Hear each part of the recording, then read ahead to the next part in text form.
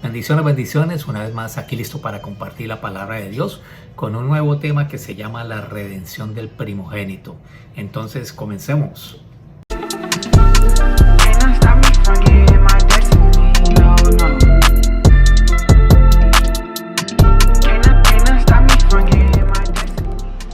Ahorita yo quiero comenzar acerca de lo que es la redención del primogénito, porque este es uno de los temas más importantes que para mí se me ha mostrado. ¿Por qué?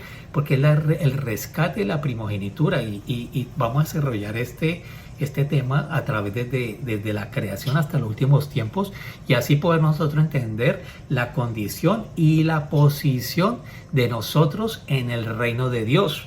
Entonces yo voy a tomar un verso base, que es Hebreos 12, 22, 24, que dice lo siguiente: sino que os habéis acercado al monte de Sión, a la ciudad del Dios vivo, Jerusalén la celestial, a la compañía de muchos millares de ángeles, a la congregación de los primogénitos que están inscritos en los cielos, a Dios el juez de todos, a los espíritus de los justos hechos perfectos, a Jesús, el mediador del nuevo pacto. Eso es lo que la gente no entendió, que Jesús es mediador, amén, y a la sangre rociada por hablar mejor que la de Abel, amén. O sea que después de Jesús ya no hay otro pacto, ya no hay otro sacrificio. Jesús ya lo hizo para el perdón de pecados, amén.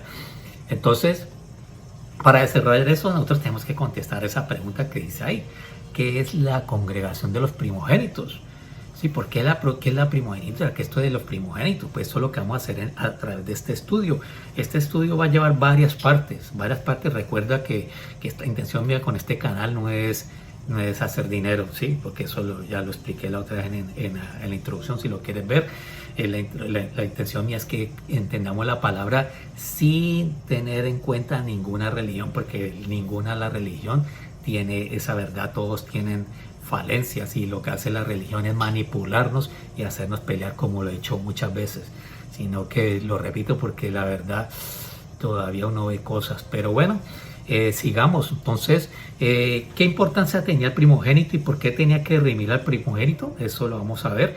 En Éxodo 4:22 dice lo siguiente: y dirás a Faraón, o sea que Dios le está diciendo, tome nota que le voy a mandar un mensajito al Faraón. Jehová ha dicho así: Israel es mi hijo, mi primogénito. Punto final. Firma Jehová. Llévele este mensaje. Y lo que Dios le estaba recalcando es que Él es mi hijo. ¿Sí? Israel es mi hijo. Y si usted quiere saber quién es Israel, tienes que ver el video que te aparece aquí arriba, donde nosotros desarrollamos quién es Israel. Porque Israel es algo más de lo que nos han enseñado. Amén. Entonces, y yo le aseguro que usted y yo somos parte de Israel. ¿A través de quién? De la simiente que es en Cristo Jesús. Acuerde la promesa de Abraham. Pues vea la cuarta generación también, ¿ok? El video de la cuarta generación. Ahora en Éxodo 13, 11, 12 dice: y cuando Jehová te haya metido en la tierra del cananeo, como te ha jurado a ti y a tus padres, y cuando te la hubiere dado, dedicarás a Jehová todo aquel que abriere matriz. ¿Y qué es una persona que abre la matriz? Primogénito. Amén. Dice: y asimismo todo primer nacido de tus animales, los machos serán de Jehová. Amén. Entonces tenemos que entender eso para seguir estudiando. Entonces en número 3, 11, 13 dice lo siguiente: habló además Jehová a Moisés diciendo: he aquí yo he tomado los levitas de entre los hijos de Israel en lugar de todos mis primogénitos. Aquí vamos a hacer un alto, porque acuérdense que acabamos de leer en Éxodo 4, 22 para ser más exactos. Vimos que Dios ha dicho que Israel era primogénito.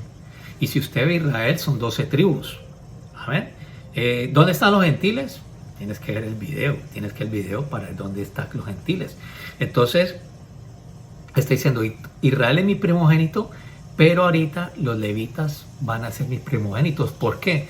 Porque en Éxodo 19 nosotros vemos que el pueblo de Dios llama, Dios llama al pueblo de Dios Eso está creo que en Éxodo 19:5, 19:6, le dice que ustedes van a ser reyes y sacerdotes, ¿sí? Que él escogió un pueblo pequeño para que lo representara aquí en la tierra, eso en parafraseado. Y resulta que le empieza a dar las leyes, los mandamientos, y le empieza a dar los mandamientos y la gente le tomó miedo. Sí, cogió miedo y le dijeron a Moisés, Moisés, vaya usted y que a nosotros nos miedo, y lo que él le diga nosotros lo vamos a hacer. Te vamos a creer, te vamos a seguir y también vamos a hacer lo que él diga. Pero 40 días después estaban haciendo lo que no tenían que hacer, empezaron a hacer un becerro. ¿Por qué? Porque dijeron, este señor de Moisés se está demorando, y le dijeron a Aarón, haznos un becerro, haznos un becerro de oro. Y ese becerro de oro representa al dios Apis, ¿sí? Que era el dios de la prosperidad y todo esto. ¿Y por qué lo hicieron ese becerro? Porque recuerden que ellos salieron de Egipto y ellos estaban viendo ese ídolo que todo eso Egipto lo estaba idolatrando. Entonces ellos dijeron, Jehová es como ese becerro, y hicieron un becerro y lo empezaron a idolatrar. Entonces ahí vemos todo lo que pasó. Luego Moisés bajó y le dijo, ¿quién está conmigo? Y los levitas fueron los únicos que estuvieron a favor de Moisés, y dice que hubo una mortandad. Amén. Entonces por eso Dios escogió a los levitas. Entonces sigamos. Entonces luego le dice, los primeros nacidos entre los hijos de Israel serán pues míos los levitas. Míos los levitas. ¿Sí? Entre los hijos de Israel serán pues míos los levitas. Porque mío es todo primogénito. ¿Sí? Le está diciendo, mire que él está diciendo, esto es mío. Desde el día en que yo hice morir a todos los primogénitos en la tierra de Egipto. Wow, ¿sí ves?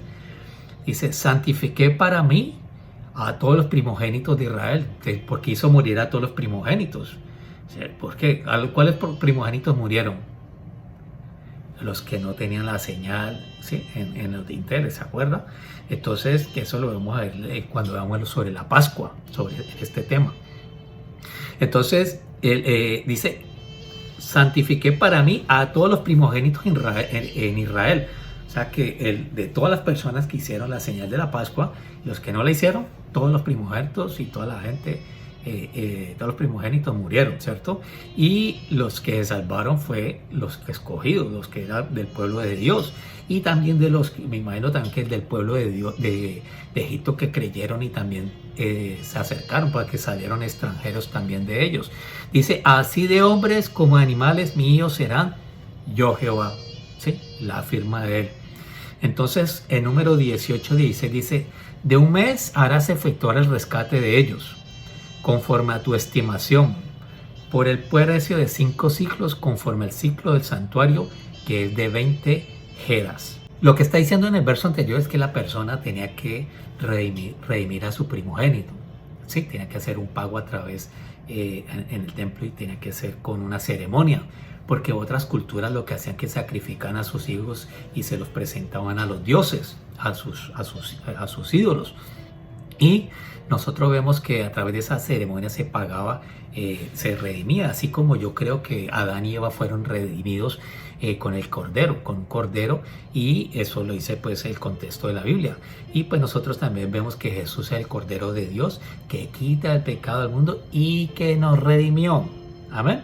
Ahora miremos 1 Pedro 1, 18, 19. Dice lo siguiente: sabiendo que fuiste rescatado de vuestra vana manera de vivir, la cual recibiste de vuestros padres, no con cosas corruptibles como oro o plata, sino con la sangre preciosa de Cristo, como un cordero sin mancha y sin contaminación. Entonces, mire, Dios nos está diciendo que nos rescató de nuestra vana manera, o sea que venía una enseñanza vana, que no tenían fruto, ¿sí? Y dice que él no pagó oro, ¿sí? Como estaba diciendo, que tenía que pagar con unas jeras, ¿sí? Y con unos 5 ciclos. Y él está diciendo, no con cosas corruptibles, no, ni con oro, ni con plata. Lo que le está diciendo, con algo más precioso, con algo más poderoso, con algo que tiene mucho más valor. ¿Cuál es? La sangre de mi hijo, dijo él.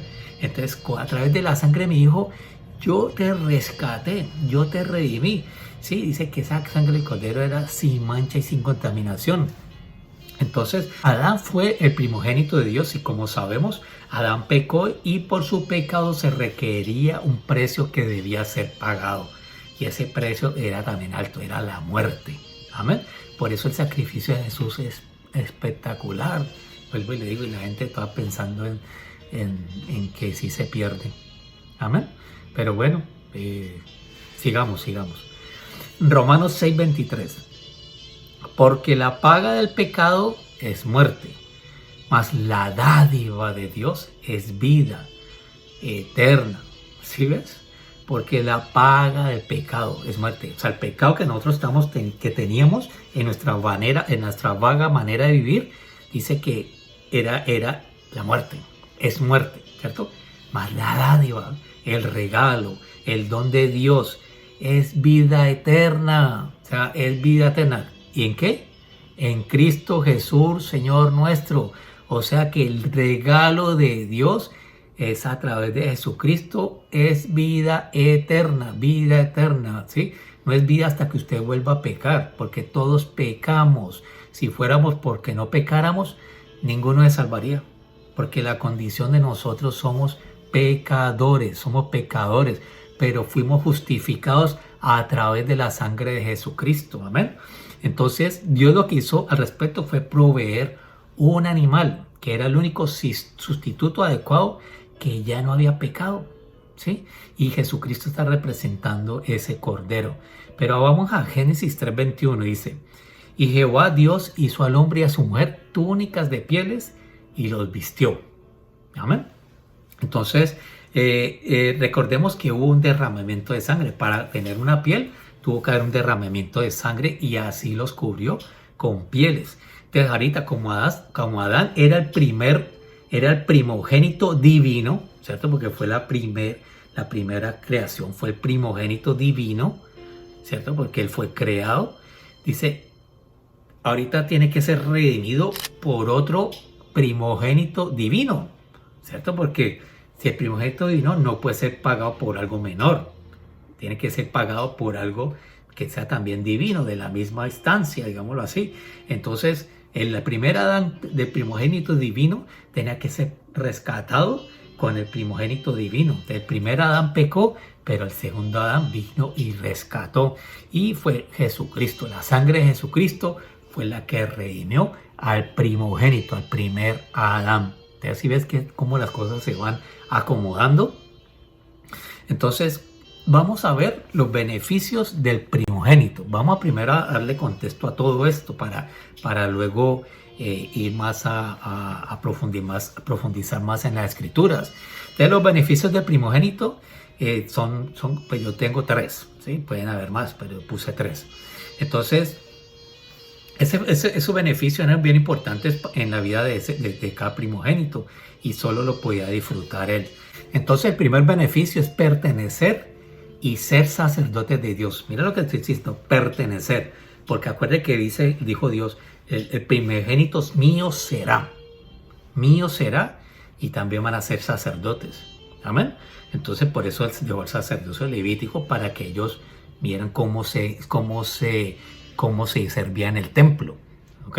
Acuérdate que el tabernáculo es la representación de lo que Dios le mostró a Moisés, de lo que está allá arriba en el cielo. Entonces él vino y lo hizo aquí en la tierra, ¿okay? Y puso a los sacerdotes, ¿sí? De los levitas para servir en el lugar, en el atrio, en el lugar santo que solamente entran los sacerdotes, y en el lugar santísimo que solamente una vez al año, en la fiesta de Yom Kippur o el día del perdón, entraba el sumo sacerdote a hacer lo que tenía que hacer.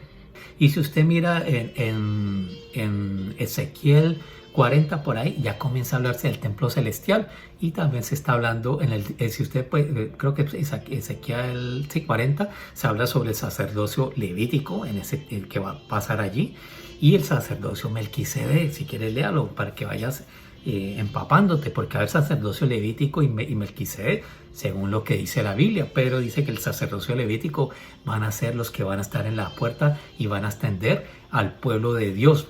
Sí, porque permitieron muchas cosas, que eso lo vimos a través de todo el tiempo de la historia. Y luego dice que el sacerdocio Melquisedec, sí, los Melquisedec, los sacerdocios Sadoc, iban a servir dentro del templo, le iban a servir al Señor. Amén. Por eso dice, pertenecen y se sacerdotes. O sea que a través del sacerdocio levítico estamos hemos dicho, nosotros estamos en training, estamos en entrenamiento para cuando lleguemos allá a ese reino celestial, nosotros podamos servirle a Dios como Él se lo merece. Amén. Entonces la pregunta es, ¿lo estamos haciendo ahorita? ¿Sí? ¿Lo estamos haciendo ahorita? ¿Estamos viviendo una vida de santidad para decirle, yo le pertenezco a ese Dios, yo le pertenezco a Dios, Él se está sintiendo agradado de lo que yo hago? Si no lo estás haciendo, pues comencemos, estamos a tiempo, estamos en ese periodo de prueba, y en un periodo de prueba usted pierde, gana, y en un momento usted vuelve y arranca y se va, se dispara, así como lo que es la bolsa de valores.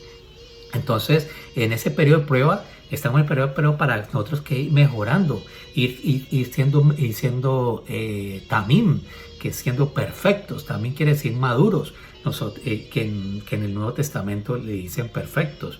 ¿Sí? Nosotros tenemos que ser maduros, entonces nosotros estamos en un proceso de maduración. ¿Para qué? Para llegar a la estatura de ese varón perfecto. Entonces, en Números 3:45 dice, toma a los levitas en lugar de todos los primogénitos, creo que lo hemos leído ahorita, dice, de los hijos de Israel, y los animales de los levitas en lugar de sus animales, y los levitas serán míos, yo Jehová.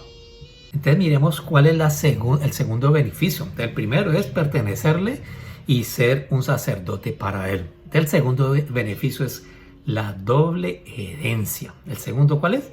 La doble herencia. Y esa doble herencia se le daba al primogénito. Cuando fallecía al padre, se le daba esa doble herencia. ¿Para qué? Para que él llevara la carga para su madre y sus hermanas. Esa era lo que le correspondía a él. Mira lo que dice Deuteronomio 21, 15, 17. Si un hombre tuviere dos mujeres, la una amada y la otra aborrecida, y la amada y la aborrecida le hubieran dado hijos, y el primogénito fuere de la aborrecida, en el día que hiciere heredar a sus hijos lo que tuviere, no podrá dar el derecho del primogénito al hijo de la amada, con preferencia al hijo de la aborrecida, que es el primogénito. Mas al hijo de la aborrecida reconocerá como primogénito. ¿Para qué? Para darle el doble de lo que correspondiere a cada uno de los demás. Porque él es el principio de su vigor y suyo es el derecho de la primogenitura. Amén. Tenía dignidad y poder. Ese es el tercero, ¿cierto? Entonces, primero que le pertenecía a Dios y era sacerdote de Dios, ¿cierto? Eso es importantísimo. El segundo, que tenía la doble herencia, ¿sí? Tenía la doble herencia. Y el tercero, tenía dignidad y poder. ¿Y dignidad y poder para qué? Para gobernar y dirigir a su pueblo. Miremos lo que dice Génesis 49, 3, 4. Lo que estamos viendo. Rubén, tú eres mi primogénito, mi fortaleza y el principio de mi vigor. ¿Principal en qué? En dignidad. ¿Principal en qué? En poder. Por eso el respeto a los hermanos mayores. Básicamente estos son los beneficios de la primogenitura. Y no son cualquier beneficios, sino que nosotros podemos ver, esto es lo que caracteriza al Melquisedec. Acuérdense que la palabra Melqui viene del rey. Y Sadoc, o Sedec, viene de justo. Entonces Melquisedec quiere decir un rey justo, un rey que hace las cosas justamente. ¿Y qué es hacer las cosas justas? Es hacer las cosas conforme a la palabra de Dios. Amén. Eso es ser justo. Ahorita vamos a ver los requisitos para poder redimir a alguien.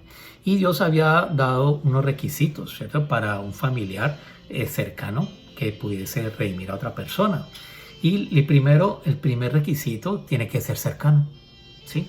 Esa persona tiene que ser cercano para poder redimir. Y mire lo que dice Levítico 25, 25. Cuando tu hermano empobreciere y vendiera algo de su posesión, entonces su pariente más próximo vendrá y rescatará lo que su hermano hubiera vendido. ¿sí? O sea, que la persona estaba endeudada, estaba en problemas, entonces llegaba y empezaba a vender las cosas para poder saldar esa cuenta. Y resulta que llegaba el hermano, ¿cierto? El hermano más próximo, el pariente más próximo llegaba y rescataba, o sea, pagaba lo que había vendido y se lo volvía a dar, o sea, daba un rescate.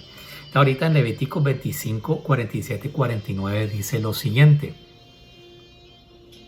si el forastero o el extranjero que está contigo se enriqueciere y tu hermano que está junto a él empobreciere, y se vendiere al forastero o extranjero que está contigo o alguno de la familia del extranjero, o sea que si se vuelve siervo de él, después que se hubiere vendido podrá ser rescatado.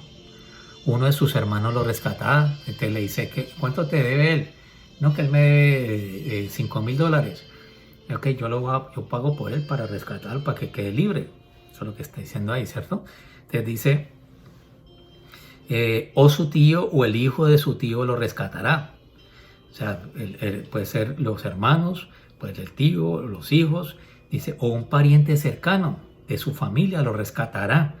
O si sus medios alcanzaren, él mismo se rescatará. O sea que si ya empieza a tener dinero, él podía pagar su rescate. Y ahora vamos a ver un ejemplo. En Ruth 3, 12, 13, versículos 12 y 13 dice lo siguiente: y ahora, aunque es cierto que yo soy pariente cercano, con todo eso hay pariente más cercano que yo. Está hablando vos, ¿se acuerda? Dice, pasa aquí la noche y cuando sea de día, si él te redimiere bien, redímate, ¿sí? Mire que él entendía la ley. O sea, no es que un algarete, no, yo hago esto porque quiera, usted me gustó, yo hago esto. No. Esto no es a la topa tolón, esto es tenía que seguir el conducto que decía la ley.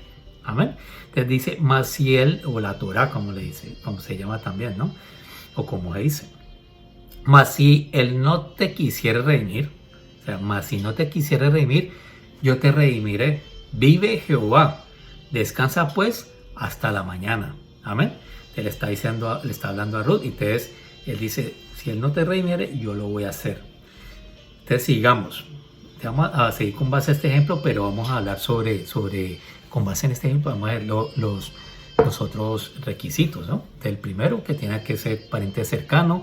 El segundo, que tenía que tener la capacidad para redimir. Obviamente tenía que estar libre de deudas y tener pues la capacidad para poder saldar deudas de la otra persona. Entonces, y el tercero pues, es estar dispuesto para redimir. Estar dispuesto, ¿ok? Y pues nosotros sabemos que una persona estuvo muy dispuesta para redimirnos, y ese fue nuestro Señor Jesucristo, que él se dispuso completamente para ser ese Cordero de Dios, para quitarnos el pecado. Amén. Aquí se quita el pecado del mundo. En Ruth 4:1-6 dice, vos subió a la puerta y se sentó allí, y aquí pasaba aquel pariente de quien vos había hablado y le dijo, fulano, ven acá y siéntate. Y él vino y se sentó. Entonces él tomó a 10 varones de los ancianos de la ciudad y le dijo, venga muchachos, venga, Y él dijo, sienten aquí por favor. Y ellos se sentaron. Luego dijo al pariente, Noemí, que ha vuelto del campo de Moab, vende una parte de las tierras que tuvo nuestro hermano Elimelech. Y yo decidí hacértelo saber y decirte que la compres en presencia de los que están aquí sentados y de los ancianos de mi pueblo. Si tú quieres redimir, redime. Y si no quieres redimir, decláramelo para que yo lo sepa. Porque no hay otro que redima sino tú, y yo después de ti. Y él respondió, yo redimiré. Dijo, sí, me imagino yo, ¿no? Entonces replicó vos, pero el mismo día que compres las tierras de hermano de Noemí, debes tomar también a Ruth la Moabita, mujer del difunto, para que restaures el nombre del muerto sobre su posesión. Que esto es otra ley que se llama la ley del levirato, que luego la vamos a enseñar, porque esto es de suma importancia para el tema. Dice, y respondió el pariente, pensándolo bien, no puedo, él no dijo eso, no, pues eso es el contexto que le doy a Ali. No puedo redimir para mí, no sea que dañe mi heredad. Redime tú usando de mi derecho, porque yo no podré redimir. Amén. Ahora, el próximo requisito era el pago total del precio de la deuda. Y en Levíticos 25-27 dice lo siguiente: entonces contará los años desde que vendió, y pagará lo que quedare al varón a quien vendió, y volverá a su posesión. O sea, que hacían cuentas, sirvió esto, el tiempo en años, la deuda es tanto, yo pago el resto. Eso es lo que decía.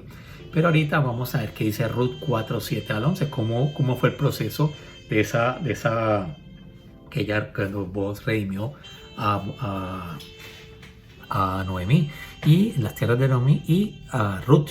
Te dice, había ya desde hacía tiempo esta costumbre en Israel tocante a la redención y al contrato, o sea que esto no es nuevo. Por eso lo decía Levíticos, ¿cierto? Que es la Torá, el libro de enseñanzas, ¿sí? Como se le llama el libro de la ley. Eso es desde hacía tiempo. Dice que para la confirmación de cualquier negocio, el uno se quitaba el zapato y lo daba a su compañero, ¿sí? Entonces le decía, venga, yo no lo voy a hacer, este es mi zapato, esta es mi garantía. Y esto servía de testimonio en Israel, ¿sí ves? Entonces el pariente dijo a Booz, tómalo tú, o sea, el zapato. Y se quitó el zapato. Y Booz dijo a los ancianos, y a todo el pueblo, mentiras. Y Booz dijo a los ancianos y a todo el pueblo, vosotros sois testigos hoy de que ha adquirido de mano de Noemí todo lo que fue de Elimelech y todo lo que fue de Kelión y de Mahalón, y que también tomo por mi mujer a Ruth la Moabita, mujer de Mahalón, para restaurar el nombre del difunto sobre su heredad, para que el nombre del muerto no se borre de entre sus hermanos y de la puerta de su lugar. Vosotros sois testigos. Y dijeron todo el pueblo que están en la puerta con los ancianos, los 10 y los demás que están ahí pasaron, testigos somos. Jehová haga a la mujer que entra en tu casa como a Raquel y a Lea, las cuales edificaron la casa de Israel, y tú seas ilustre en Efrata y seas de renombre en Belén. Amén. Entonces, dejemos hasta aquí esta primera parte de la redención del primogénito. Apenas estamos comenzando, estamos cimentando el tema. No dejes de ver el próximo tema, que va a estar tremendo, de verdad. Vamos a comenzar ya a ver la ley del liberato, que es lo que te acabo de decir. Y acá hay una gran revelación. ¿Sí? En la ley del liberato hay una gran revelación y yo te lo voy a mostrar. Pues entonces, muchas bendiciones. Entonces nos vemos y que estén bien. Felicidades. Hasta luego.